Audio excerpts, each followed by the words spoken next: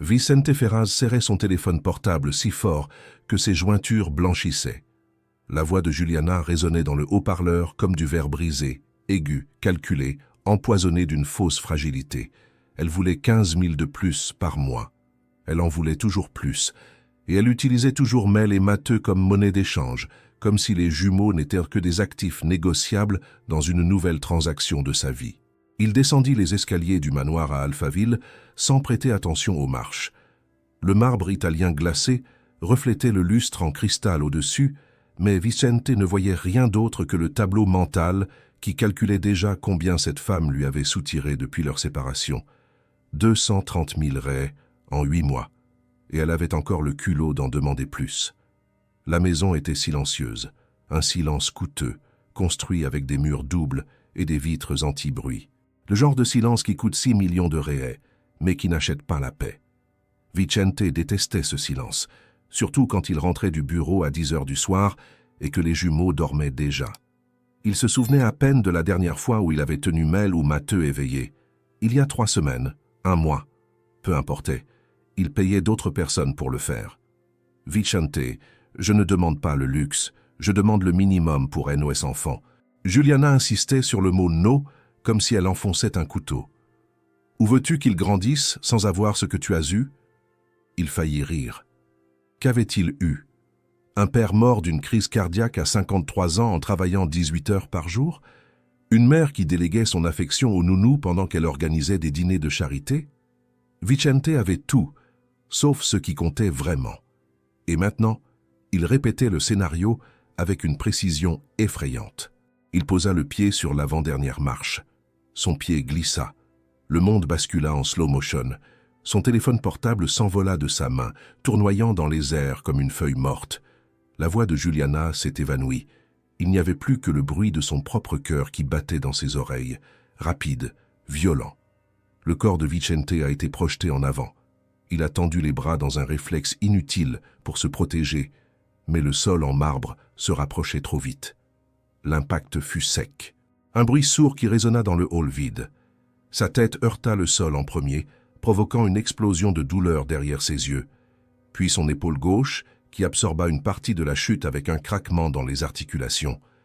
Ses côtes du côté droit heurtèrent le sol glacé. L'air sortit de ses poumons d'un seul coup. Vicente resta immobile. Il cligna des yeux. Sa vision était floue. Le lustre en cristal au-dessus de lui pulsait par vagues, comme s'il respirait. Il essaya de bouger ses doigts. Il fonctionnait. Il essaya de sentir ses jambes. Elles répondaient, rien de cassé. Peut-être quelques côtes contusionnées, peut-être une légère commotion cérébrale. Mais il était vivant, conscient. Et c'est alors qu'il entendit. Des pas précipités venant du 2e étage. Quelqu'un avait entendu la chute. Lorena, sans doute. La nounou à qui il adressait à peine la parole, qui recevait ses ordres par SMS, qui existait comme une ombre efficace et silencieuse dans les coins de la maison. Elle arrivait. Vicente ferma les yeux. Ce n'était pas une décision rationnelle. C'était une impulsion, une curiosité morbide, presque sadique. Il voulait savoir. Il voulait voir comment les gens réagissaient quand ils le croyaient vulnérable. Il voulait observer qui se souciait vraiment de lui et qui ne faisait que respecter les protocoles payés. Car au fond, Vicente Ferraz soupçonnait quelque chose qu'il n'avait jamais eu le courage d'admettre. S'il mourait cette nuit-là, personne ne le regretterait vraiment. Personne ne pleurerait Vicente. Il pleurerait son salaire. Il pleurerait sa pension. Il pleurerait son nom de famille. Mais pas l'homme. Alors il laissa son corps se détendre. Il contrôla sa respiration. Il fit semblant d'être inconscient. Et il attendit. Les pas s'accélérèrent. Lorena courait maintenant. Vicente garda les yeux fermés, le visage inexpressif, les membres détendus comme une poupée de chiffon. Et pour la première fois en 42 ans, Vicente Ferraz décida de lâcher prise pour voir ce qui se passerait lorsqu'il cesserait enfin de tout contrôler. La porte de la chambre s'ouvrit à l'étage. Il entendit sa respiration s'accélérer. Il l'entendit s'arrêter brusquement en haut de l'escalier. Il entendit le cri étouffé qui s'échappa de sa gorge. « Monsieur Vicente !» Puis le silence revint. Mais cette fois, c'était un silence différent. C'était le silence de quelqu'un qui venait de réaliser qu'il avait commis une terrible erreur. Le silence dura 3 secondes, peut-être 4. Pour Vicente, cela sembla une éternité. Il entendait la respiration de Lorena en haut de l'escalier, rapide, irrégulière, comme celle de quelqu'un qui venait de recevoir un coup de poing dans l'estomac. Puis elle descendit. Elle ne courut pas. Elle descendit lentement, chaque pas chargé d'hésitation. Vicente imagina ce qu'elle voyait. Un homme de 42 ans allongé sur le marbre, immobile, le visage tourné sur le côté, les bras ouverts comme des ailes brisées. Lorsque Lorena arriva à la dernière marche, elle s'arrêta à nouveau. Vicente sentit le poids de son regard.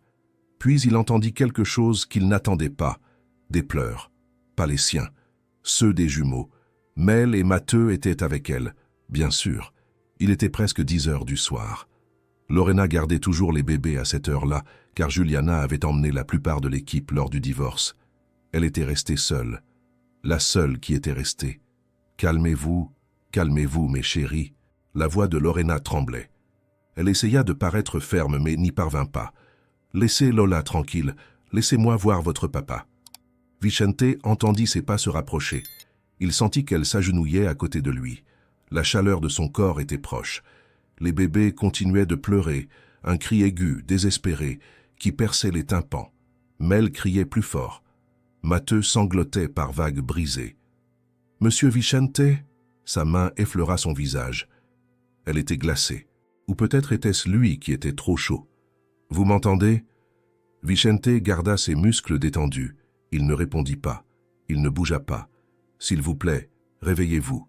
S'il vous plaît. » Il y avait quelque chose dans sa voix. Quelque chose d'authentique. Ce n'était pas le ton professionnel de quelqu'un qui respectait le protocole. C'était une peur réelle, une panique brute. Lorena posa ses doigts sur son cou, cherchant son pouls. Ses mains tremblaient tellement qu'elle dut s'y reprendre à 3 fois avant de trouver l'artère. Vicente sentit la pression des doigts froids contre sa peau. Il bat. Dieu merci, il bat. Elle murmura pour elle-même, comme si elle priait. Mel se mit à pleurer plus fort. Matteux se joignit au désespoir de sa sœur. Les 2 bébés se tortillaient dans les bras de Lorena, voulant descendre, voulant fuir cette situation effrayante. Mais elle ne les lâchait pas. Elle ne pouvait pas les lâcher. Elle les tenait fermement, même si ses bras tremblaient déjà de fatigue.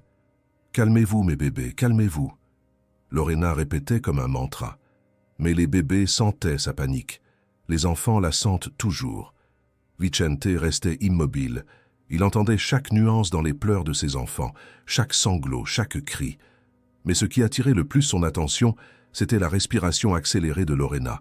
Elle était vraiment en train de paniquer. « Matteux, Mel, s'il vous plaît !» Sa voix se brisa. « Lola doit aider votre papa. Elle doit le faire. » Elle regarda autour d'elle. Vicente ne pouvait pas voir, mais il imagina qu'elle cherchait son téléphone portable. Il était tombé à quelques mètres de là. Pour le récupérer, elle devait lâcher les bébés. Mais elle n'y arrivait pas. Elle ne pouvait pas laisser Mel et Matteux par terre alors que son patron était là, peut-être en train de mourir. « Je ne sais pas quoi faire. Je ne sais pas. » Lorena parlait toute seule maintenant. Des larmes commencèrent à couler sur son visage. L'une d'elles tomba sur le visage de Vicente. Il sentit le liquide chaud glisser sur sa tempe. C'était réel. Son désespoir était tout à fait réel. « J'aurais dû voir. J'aurais dû écouter plus tôt. » Lorena murmurait, la voix de plus en plus affligée. « J'étais avec les enfants dans la chambre, mais j'aurais dû être plus attentive. J'ai entendu la dispute au téléphone. Je l'ai entendu s'énerver.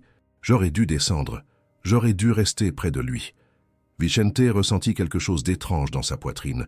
Elle assumait la responsabilité de quelque chose qui n'avait rien à voir avec elle. Mel poussa un cri particulièrement aigu. Lorena dut ajuster la position du bébé dans ses bras. La petite fille tendit ses petits bras voulant descendre, mais Lorena ne la lâcha pas. « Mes chéris, je sais que vous avez peur. Lola aussi. » Elle embrassa la tête de Mel, puis celle de Matteux. « Mais j'ai besoin que vous m'aidiez maintenant, d'accord? Nous devons être forts. Pour papa. Pour papa. » Vicente enregistra ces mots. Pas pour le patron. Pas pour Monsieur Vicente. Pour papa. Comme s'ils étaient tous ensemble dans cette épreuve. Comme s'ils formaient une famille. Mais ils ne l'étaient pas. Il l'avait toujours clairement fait comprendre. Lorena était l'employée. Point final. Elle s'occupait de ses enfants parce qu'elle était payée pour cela. Il n'y avait pas d'intimité. Il n'y avait pas de proximité. Du moins, c'est ce que Vicente avait toujours cru. « Je vais chercher mon téléphone », décida Lorena, essayant de garder une voix ferme.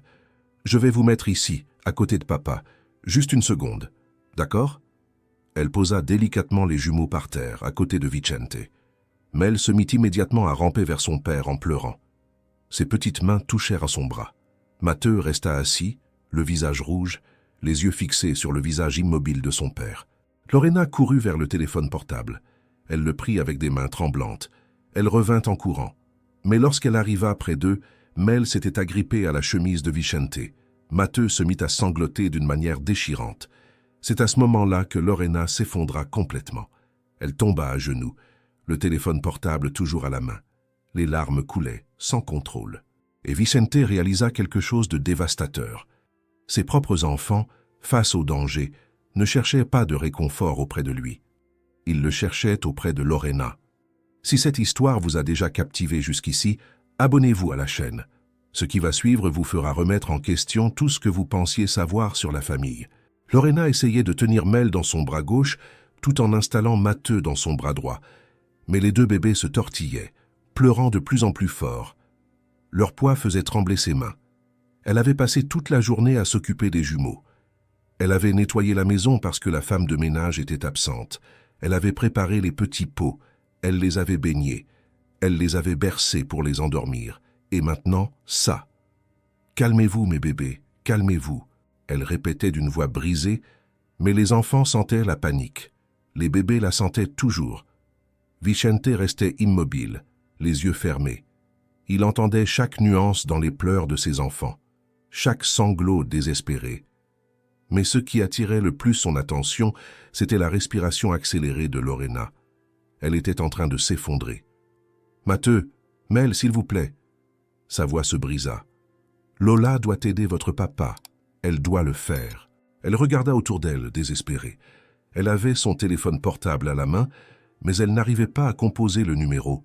Elle ne pouvait pas poser les bébés par terre, alors que son patron était là, inconscient, peut-être mourant. Et s'il cessait de respirer pendant qu'elle regardait l'écran? Et s'il avait besoin de quelque chose qu'elle ne savait pas faire? Je ne sais pas quoi faire. Je ne sais pas. Lorena parlait toute seule, les larmes coulant sur ses joues. « Monsieur Vicente, s'il vous plaît, faites-moi un signe. N'importe quoi, bougez la main, ouvrez les yeux, n'importe quoi. » Elle se pencha plus près, les bébés toujours dans ses bras. Une larme tomba sur le visage de Vicente. Il sentit le liquide chaud couler sur sa tempe. C'était réel. Son désespoir était tout à fait réel. « J'aurais dû voir. J'aurais dû écouter plus tôt. » Lorena se mit à murmurer. « J'étais dans la chambre avec les enfants, mais j'aurais dû être plus attentive. J'ai entendu la dispute au téléphone. Je l'ai entendu s'énerver. J'aurais dû descendre. J'aurais dû rester près de lui. » Vicente sentit quelque chose se retourner en lui. Elle assumait la responsabilité d'une chose qui n'avait rien à voir avec elle. Mel poussa un cri particulièrement aigu. Lorena dut ajuster le bébé dans ses bras. La petite fille tendit ses petits bras, voulant descendre, voulant fuir cette situation effrayante. Mais Lorena ne la lâcha pas. Elle ne pouvait pas la lâcher. « Mais chérie, je sais que vous avez peur. Lola aussi. » Elle embrassa la tête de Mel, puis celle de Matteo, essayant de les calmer malgré sa propre terreur. « Mais j'ai besoin que vous m'aidiez maintenant, d'accord? Nous devons être forts. Pour papa. Pour papa. » Vicente enregistra ces mots.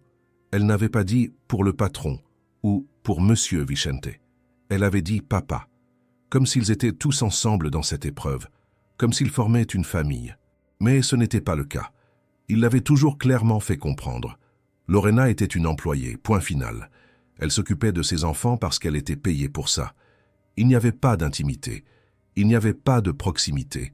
Du moins, c'est ce que Vicente avait toujours cru. « Je vais chercher mon téléphone. » « Non, attends. Je l'ai déjà. » Lorena regarda l'appareil dans sa main, confuse. La panique l'empêchait de réfléchir. « Je vais appeler. Je vais appeler maintenant. »« Mais vous devez rester tranquille. » Elle posa délicatement les jumeaux par terre à côté de Vicente. Mel se mit immédiatement à ramper vers son père en pleurant. Ses petites mains touchèrent en son bras. Matteo resta assis, le visage rouge à force de pleurer, les yeux fixés sur le visage immobile de son père. Lorena essaya de composer le numéro.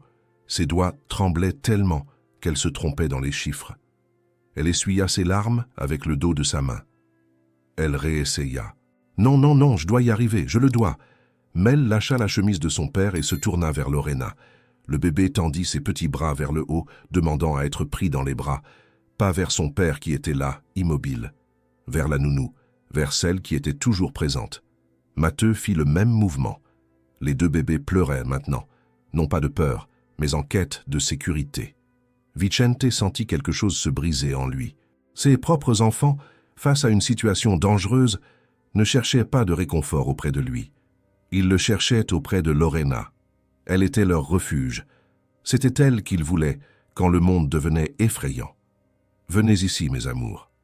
Venez. » Lorena abandonna son téléphone portable un instant et les prit à nouveau dans ses bras, les serrant contre sa poitrine. « Tout va bien.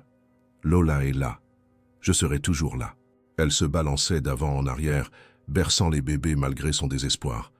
Elle fredonnait doucement une chanson que Vicente ne reconnaissait pas, quelque chose qui venait de l'intérieur, quelque chose de son enfance qu'il n'avait jamais cherché à connaître. « Bois, bois, bois, bois Dakar après ta. » Sa voix se brisait entre deux sanglots, mais elle continuait. « Prends cet enfant qui a peur des grimaces. Non, non, non, mes bébés n'ont peur de rien, parce que Lola est là, parce que je ne laisserai rien de mal vous arriver. » Vicente entendit Mel se calmer. Les pleurs se transformèrent en un faible sanglot. Matteux posa sa tête sur l'épaule de Lorena, son petit corps tremblant encore, mais moins tendu. « C'est ça, mes amours, c'est ça. » Lorena embrassa le front de chacun d'eux. « Vous êtes si forts, si courageux, tout comme votre papa. Lui aussi est fort. Il va s'en sortir. » Elle disait cela comme si elle essayait de se convaincre elle-même, comme si elle avait besoin de croire en ces mots pour ne pas s'effondrer complètement. Et Vicente, allongé là, réalisa quelque chose de dévastateur. Il était un étranger dans la vie de ses propres enfants. Vous êtes-vous déjà senti invisible dans votre propre maison?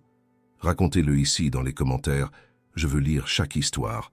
Votre papa, continua Lorena, d'une voix plus douce maintenant, c'est un homme bon. Je sais qu'il est parfois en colère. Je sais qu'il travaille beaucoup et qu'il est fatigué. Mais il vous aime, je sais qu'il vous aime. Vicente ressentit ces mots comme des coups de poing.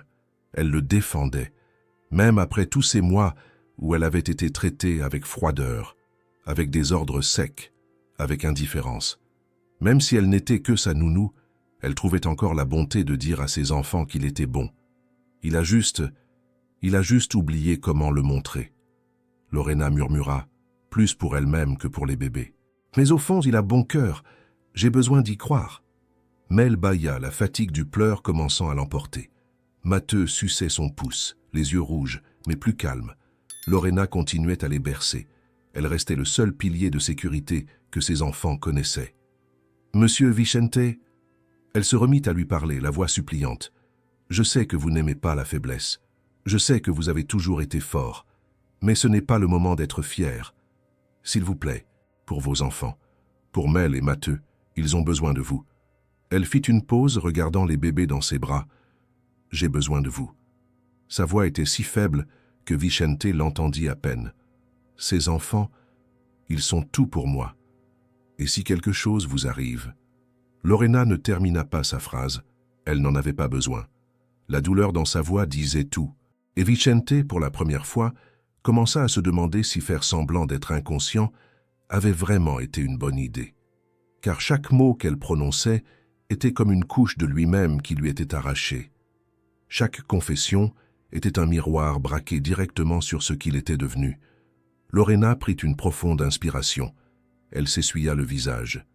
Elle reprit son téléphone. « Maintenant, Lola va appeler les secours, d'accord ?»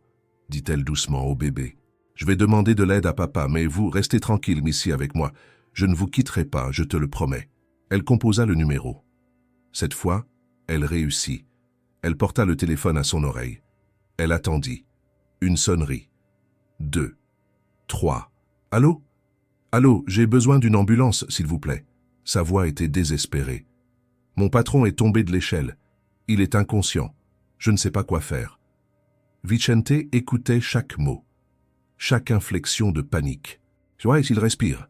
Son cœur bat. J'ai vérifié. » Elle répondait aux questions de l'opératrice, essayant de garder une voix ferme. « Non, il n'a pas bougé depuis que je suis arrivé. Ça fait environ 5 minutes, je crois. Je ne sais pas. Ça semble une éternité. » Mel bougea sur ses genoux, toujours agitée. Lorena réajusta le bébé, jonglant entre le téléphone et les deux enfants.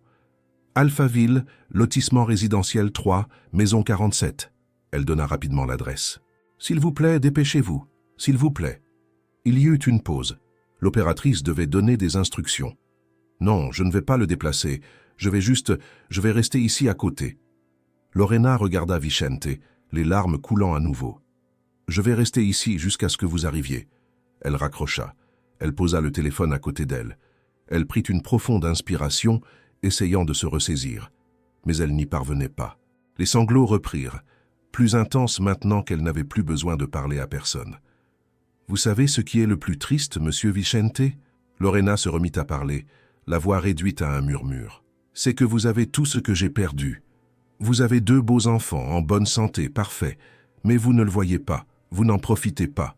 Vous êtes tellement occupé à bâtir des empires que vous avez oublié de construire des souvenirs. » Elle regarda Mel qui dormait paisiblement sur ses genoux. « Mel a fait ses premiers pas le mois dernier.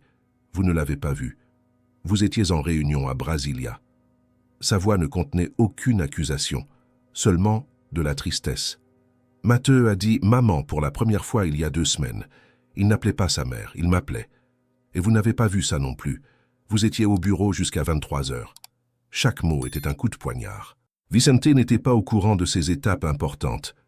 Il ne savait pas parce qu'il ne posait jamais de questions. Il n'était jamais présent. « Je garde tout ici. » Lorena posa sa main sur son cœur. « Chaque rire, chaque découverte, chaque moment spécial. Je les garde parce que quelqu'un doit les garder. Quelqu'un doit se souvenir que ces bébés grandissent, que leur enfance passe. » Elle caressa les cheveux de Matteo avec une tendresse infinie. « Qu'un jour, monsieur Vicente, un jour ils grandiront et vous regarderez en arrière et vous vous rendrez compte que vous avez tout perdu. » Vicente sentit sa poitrine se serrer. Chacune de ces révélations le forçait à voir des choses qu'il avait toujours ignorées. Lorena le regarda, cet homme puissant tombé à terre. « Vous avez de l'argent. Vous avez du pouvoir. Vous avez tout. Mais qu'est-ce qui compte vraiment? Si vous mouriez aujourd'hui, quels souvenirs Mel et Matteo garderaient-ils de leur père? La porte fermée du bureau? L'homme fatigué qui les regardait à peine? » Elle secoua la tête, les larmes coulant sur les bébés. « Je donnerai tout ce que je n'ai pas et n'aurai jamais, pour passer un jour de plus avec mes parents. Un câlin de plus.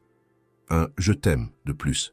Et vous avez cette chance tous les jours, et vous la gaspillez. » C'est à ce moment-là que Vicente n'en pouvait plus. Il ne pouvait plus faire semblant. Il ne pouvait plus se contrôler. Une larme coula du coin de son œil fermé. Si ce revirement vous a touché, profitez-en maintenant. Des histoires comme celle-ci doivent être valorisées. Lorena vit la larme. Elle s'est arrêtée de parler. Elle a arrêté de bercer les bébés. Elle est restée complètement immobile, le regard fixé sur cette larme qui coulait sur le visage de Vicente au ralenti. Il était réveillé. La compréhension est venue lentement.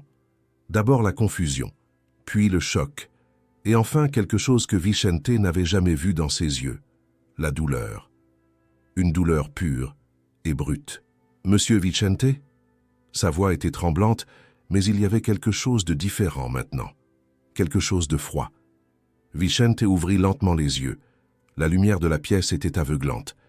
Il cligna plusieurs fois des yeux. Le premier visage qu'il vit, clairement, fut le sien. Un visage gonflé à force d'avoir pleuré, un chignon complètement défait, une uniforme rose froissée. Ses bras tremblaient à force de tenir 2 bébés. Et dans ses yeux, cette douleur qu'il y avait mise. « Vous étiez réveillé ?» murmura Lorena, comme si elle avait peur de la réponse. Vicente essaya de parler, mais sa voix ne sortit pas. Il essaya à nouveau. « Oui. » Le silence qui suivit fut assourdissant. Lorena le regarda comme si elle le voyait pour la première fois, ou peut-être pour la dernière. Elle serra Mel et Matteo plus fort, comme s'ils étaient la seule chose réelle à ce moment-là. « Vous avez entendu. » Ce n'était pas une question, c'était une constatation. Vous avez tout entendu. Vicente acquiesça, incapable de soutenir son regard. Et vous êtes resté là à faire semblant. Sa voix tremblait, mais pas de peur, de quelque chose de bien pire, de déception. Vous me voyiez désespéré. Vous me voyiez pleurer, pensant que vous étiez en train de mourir, et vous êtes juste resté là à regarder. Chaque mot était comme une lame. Lorena, Non, elle l'interrompit. Sa voix était toujours basse, mais ferme. Ne parlez pas maintenant, s'il vous plaît. Vicente se tut. Il sentit le goût amer de sa propre lâcheté. Lorena se leva lentement, tenant toujours les jumeaux dans ses bras. Mel dormait profondément maintenant. Matteux aussi. Ils ne savaient rien. Ils ne savaient pas que leur père était en train de détruire la seule personne qui tenait vraiment à eux. J'ai besoin de sortir d'ici un instant. Lorena parla, plus pour elle-même. J'ai besoin de respirer. Elle commença à marcher vers l'escalier, mais s'arrêta. Elle se tourna vers lui, toujours allongée sur le sol. Avez-vous vraiment blessé quelque chose? La question sortit mécaniquement, professionnellement, comme si elle était redevenue une simple employée. Non, je ne pense pas. Alors vous pouvez monter tout seul? Vicente acquiesça. Très bien. Lorena monta les premières marches, puis s'arrêta à nouveau sans se retourner. Je vais mettre Mel et Matteux au lit, et après, je ne sais pas. Elle monta le reste de l'escalier en silence. Vicente resta là, seul dans le hall vide. Il essaya de se lever. Ses côtes lui faisaient mal. Son épaule lui lançait. Sa tête lui battait. Mais rien de tout cela n'était comparable à la douleur dans sa poitrine. Une douleur qui n'avait rien à voir avec sa chute. Il réussit à s'asseoir. Il adossa son dos contre le mur. Il regarda le lustre en cristal au-dessus de lui, le même lustre qu'il avait observé en feignant d'être inconscient, tout en manipulant une femme qui voulait seulement l'aider. Son téléphone portable était à quelques mètres de là. L'écran était fissuré. Il ne se souvenait même pas être tombé assez fort pour le casser, mais il était là, brisé comme tout le reste. Vicente regarda ses mains, des mains qui avaient bâti un empire, des mains qui avaient signé des contrats millionnaires, des mains qui n'avaient jamais tenu ses propres enfants plus de 5 minutes. En haut, il entendit Lorena fredonner doucement. La même chanson qu'avant. Bois, bois, bois. Sa voix était différente maintenant. Fatiguée, brisée. Mais elle essayait toujours de calmer les bébés. Elle essayait toujours d'être ceux dont ils avaient besoin, même après tout ce qui s'était passé. Vicente passa la main sur son visage. Il sentit l'humidité de ses propres larmes. À quand remontait la dernière fois? Il ne s'en souvenait pas. Peut-être n'avait-il jamais vraiment pleuré. Pas comme ça, pas pour quelque chose qui comptait vraiment. Il se leva péniblement. Chaque mouvement lui faisait mal. Il monta lentement les escaliers en s'agrippant à la rampe. Lorsqu'il arriva au 2e étage, il s'arrêta devant la chambre des jumeaux. La porte était entr'ouverte. Lorena était penchée sur le berceau de Mel, lui ajustant la couverture. Matteux était déjà dans son berceau, profondément endormi. Elle n'avait pas remarqué la présence de Vicente. Il resta là, à les observer. La façon dont elle arrangeait la couverture avec tant de soin. Comment elle passait sa main dans les cheveux fins de Mel. Comment elle murmurait « Dors, mon amour », même si elle savait que le bébé était déjà profondément endormi. Lorena se retourna et le vit debout dans l'embrasure de la porte. Ils restèrent tous les deux silencieux. « Ils vont bien », dit-elle enfin, d'une voix neutre. « Grâce à vous. » Lorena ne répondit pas. Elle passa devant lui sans le regarder dans les yeux et se dirigea vers sa chambre, une petite pièce au bout du couloir où Vicente n'était jamais entré. Elle s'arrêta à la porte. « Monsieur Vicente, » dit-elle sans se retourner, « nous parlerons demain. Pour l'instant, j'ai juste besoin d'être seule. » La porte se referma doucement.